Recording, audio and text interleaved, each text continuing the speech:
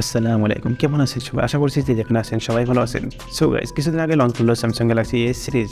সেখানে ছিল Samsung Galaxy S23 ultra plus and Samsung Galaxy S23। So আজকে আমরা আলোচনা করতে চলেছি স্যামসাং গ্যালাক্সি S23। এই ফোনটি ৭৫,০০০ প্রাইজে লঞ্চ করেছে। মানে HDFC ব্যাংকের ক্রেডিট কার্ড থাকলে, SBI কার্ডের ক্রেডিট কার্ড থাকলে, ICICI ব্যাংকের ক্রেডিট কার্ড থাকলে ৮,০০০ টাকা ডিসকাউন্ট পেয়ে যাবেন। সো ৮,০০০ টাকা মাইনাস করে এখানে পেয়ে যাচ্ছেন ৬৬,৯৯৯ টাকা ফ্লিপকার্টে থেকে বাই করতে পারবেন। অ্যান্ড অ্যাপেলের আইফোন 14 এই ফোনটির প্রাইসও ৬৭,০০০ টাকা ফ্লিপকার্টে এটাও পেয়ে যাবেন। সো এই দুটি ফোনের প্রাইস একই হতে চলেছে। সো এই দুটি ফোনের মধ্যে কোন ফোনটি নিলে আপনাদের ভালো হবে অবশ্যই জানতে হলে ভিডিওটি শেষ পর্যন্তই দেখতে থাকুন। যদি আমরা ডিজাইনের কথা বলি তাহলে দেখতেই পারছেন আইফোনের ডিজাইনও ফ্ল্যাট ডিজাইন পেয়ে যাবেন, অ্যান্ড স্যামসংয়ের ডিসপ্লেও ফ্ল্যাট ডিজাইন পেয়ে যাবেন। Samsung S23 and S23 plus এর দুটো ডিজাইনই সেমই ডিজাইন পেয়ে যাবেন। বটনে আপনারা দেখতে পাচ্ছেন ডিজাইন রাইট সাইডে, ওপরের দিকে সব দিকেই আপনারা ডিজাইনটি দেখতে পাচ্ছেন। দুটি ফোনের মধ্যে পার্থক্য, অ্যাপেলের ডিজাইনটি একটু বেশি ভালো লাগছে, বাট স্যামসংয়ের যেহেতু ফ্রন্ট সাইডে মিড পাঞ্চল ডিসপ্লে ক্যামেরা, তাই ছোট্ট একটু ক্যামেরা জায়গা নিয়েছে। অ্যান্ড অ্যাপেলের একটি বড় নচের সঙ্গে আসে, সেই কারণে একটু ফ্রন্ট সাইডে খারাপ লাগছে। কেননা স্যামসংয়ের ব্যাজেলের অনেক কম পেয়ে যাচ্ছেন, আইফোনেরও ব্রাজিলের চিন অনেক কমই পেয়ে যাচ্ছেন, বাট অ্যাপেলের যে বড় নচ দেওয়া রয়েছে সেই কারণে একটু ডিসঅ্যাপয়েন্ট হতে হচ্ছে। দুটি ফোনেই স্যামসাং অ্যান্ড অ্যাপেল এদের নিজস্ব অ্যাপই ইউজ করা হয়েছে। এখানে আদার্স কোনো অ্যাপ এখানে পাবেন না, এখানে ফালতু কোনো অ্যাপ সেখানে ইউজ করা হয়নি। দুটি ফোনের ফ্রন্ট সাইডের ডিসপ্লে ফ্ল্যাট পেয়ে যাচ্ছেন। স্যামসাংয়ের প্রসেসর রয়েছে স্ন্যাপড্রাগন 8 জেনারেশন 2 অ্যান্ড অ্যাপেলের প্রসেসর রয়েছে অ্যাপেল এই ফোনেরও বায়োনিক। এটা 5 ন্যানোমিটারের প্রসেস হয়েছে, এটা 4 ন্যানোমিটারের প্রসেস হয়েছে। বাট স্যামসাংয়ের যে প্রসেসর সেটি স্যামসাং অ্যান্ড স্ন্যাপড্রাগন কোলাবোরেশন করে এর CPU স্পিড বাড়িয়ে দিয়েছে, অ্যান্ড এখানে GPU বাড়িয়ে দেওয়া হয়েছে। সেই কারণে অ্যান্ড্রয়েড স্কোর অ্যাপেলের থেকে স্যামসাংয়ের বেশি পেয়ে যাবেন। দেখতেই পাচ্ছেন আপনারা এখানে অনেক বেশি ডিফারেন্স রয়েছে। অ্যাপেলে রয়েছে ৮,২৫,৭৮৬ আর স্যামসাংয়ে রয়েছে ১০,৯৩,৭৯৮ এর হাই স্কোর। সো অনেক বেশি ডিফারেন্স রয়েছে। বাট আমরা যদি অ্যাপ ওপেনে দেখি তাহলে স্যামসাংয়ের সঙ্গে অ্যাপেল, স্যামসাং একেবারে জিরো। 5টি অ্যাপ ওপেন করার পরে 5টি অ্যাপে দেখলাম যে স্যামসাংয়ের আগে অ্যাপেলই জিতে নিয়েছে।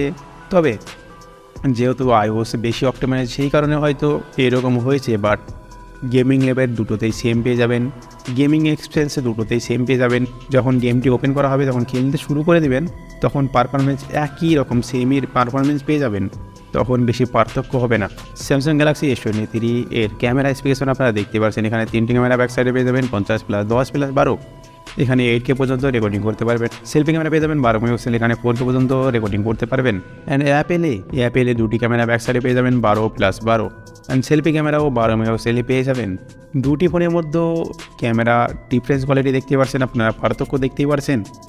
দেখে আন্দাজ লাগাতে পারছেন যে কোন ফোনটির ক্যামেরা ভালো হতে চলেছে। দুটো ফোনে প্রায় সেমি ক্যামেরা পেয়ে যাচ্ছেন, বাট হয়তো কোনো সময় আইফোন 14 জিতছে, কোনো সময় S23 জিতছে।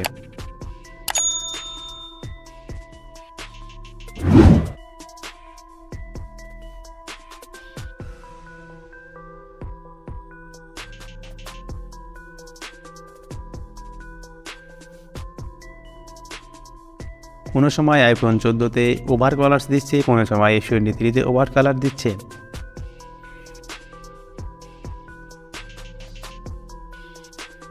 আপনারা ভিডিও ফুটেজও দেখতে পাচ্ছেন, ভিডিওতে ডিফারেন্ট কোয়ালিটির ভিডিও এখানে দেখতে পাচ্ছেন। আপনারা দুটো ফোন দিয়ে ভিডিও রেকর্ডিং দেখতে পাচ্ছেন।